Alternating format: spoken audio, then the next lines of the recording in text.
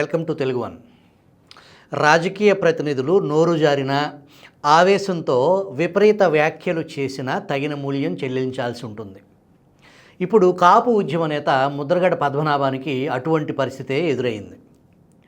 ముద్రగడ ఇప్పటి వరకు వైసీపీ కోవర్టుగా వ్యవహరిస్తూ వచ్చారు.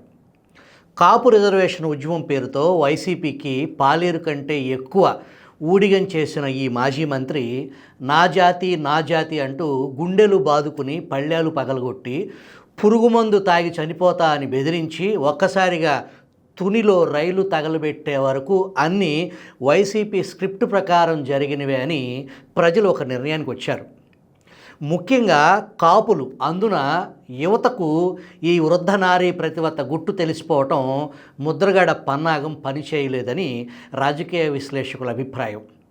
ఇన్నాళ్ళు పద్మనాభం భుజంపై తుపాకీ పెట్టి కాల్పులు జరిపిన వైసీపీ నేడు ఆ తుపాకీలో గుళ్ళైపోయి ఉత్తగొట్టంగా ముద్రగడ మిగిలిపోయారు.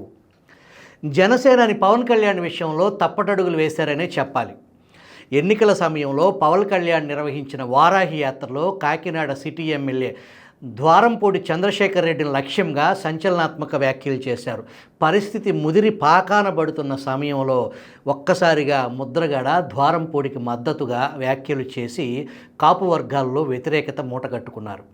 ఈ సమయంలోనే పవన్ కళ్యాణ్కు దమ్ముంటే పిఠాపురంలో పోటీ చేసి గెలవాలని సవాలు విసిరారు. ఎన్నికల నోటిఫికేషన్ వెలువడంగానే పవన్ కళ్యాణ్ని ఉద్దేశిస్తూ బహిరంగ లేఖాస్త్రాలు సంధించారు ముద్రగడ. పవన్ ఆహ్వానిస్తే జనసేనలో చేరడానికి సిద్ధంగా ఉన్నట్లు వెల్లడించారు. ముద్రగడ సూచనలను పవన్ కళ్యాణ్ కనీసం పట్టించుకోలేదు. జనసేనాని పవన్ కళ్యాణ్తో సహా టీడీపీ పార్టీలో కాపులను అంతకుముందు ఎన్నడూ లేనంతగా వైసీపీ పార్టీలో కాపులను మీడియా సాక్షిగా ముందు పెట్టి బూతులు తిట్టించడం, ముఖ్యమంత్రి స్థాయిలో పవన్ పెళ్లిళ్ల ప్రస్తావన తీసుకొచ్చి కళ్యాణ్ వ్యక్తిత్వ హననానికి పాల్పడటం కాపుల్లో ఒక కోపాన్ని రగిలించింది. పేర్నినాలి లాంటి వాళ్ళు ఏకంగా మా కాపు నా కొడుకులను సంబోధిస్తూ నేను జగన్మోహన్ రెడ్డి గారికి నేను పాలేరునే అని నొక్కి చెప్పటం కాపు యువత మరింత ఆగ్రహం చెందింది. గతంలో ఎన్నడూ లేనంతగా కాపు కేటగిరీలో వివిధ వర్గాలు మొట్టమొదటిసారిగా సంఘటితమయ్యి వైసీపీకి వ్యతిరేకంగా సర్వశక్తులు ఒడ్డాయని తెలుస్తుంది. పోలింగ్ ముగిసిన నేపథ్యంలో పవన్ గెలుపును దాదాపు అన్ని సర్వేలు ధృవీకరించాయి. పక్కా ధీమాతో ఉన్న జన సైనికులు కూడా ముద్రగడను రకరకాలుగా ట్రోల్ చేయటం ప్రారంభించారు. పేరు మార్చుకునేందుకు సిద్ధంగా ఉండాలని సవాల్ విసురుతున్నారు. ఫలితంగా రాజకీయంగా ఉద్యమపరంగా అండగా ఉండే కేడర్ దూరం కావడంతో ప్రస్తుతం ముద్రగడకు నిద్రలేని రాత్రులు గడిపేలా చేస్తుంది. జగన్ ముద్రగడకు ఏ హామీలు ఏ తైలాలు ఇచ్చారో కానీ ఆయన వైసీపీలో చేరిపోయి పిఠాపురంలో జనసేనాని పవన్ ఓటమే లక్ష్యంగా కథం తొక్కారు. గత ఎన్నికల్లో గాజువాక, భీమవరంలో పోటీ చేసి ఓడిపోవడంతో పిఠాపురంలో పవన్ పోటీని ముద్రగడ తేలిగ్గా తీసుకున్నారు. అందుకే పవన్ విషయంలో వెనక్కి తీసుకోలేనంతగా వ్యాఖ్యలు చేశారు.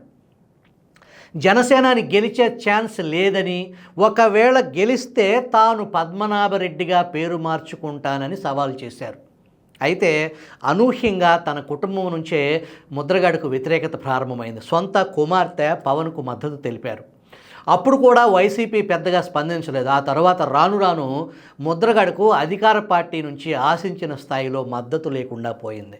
కనీసం ముద్రగడ ఫోన్లు చేసినా వైసీపీ కేడర్ స్పందించడం లేదనే వార్తలు వినిపిస్తున్నాయి. దీంతో తన గౌరవానికి భంగం వాటిల్లిందని, ముద్రగడలో ఒక రకమైన బాధ వ్యక్తమవుతుందని ఆయనతో సన్నిహితంగా ఉండే ఒక వ్యక్తి తెలుగు వన్తో వ్యాఖ్యానించారు.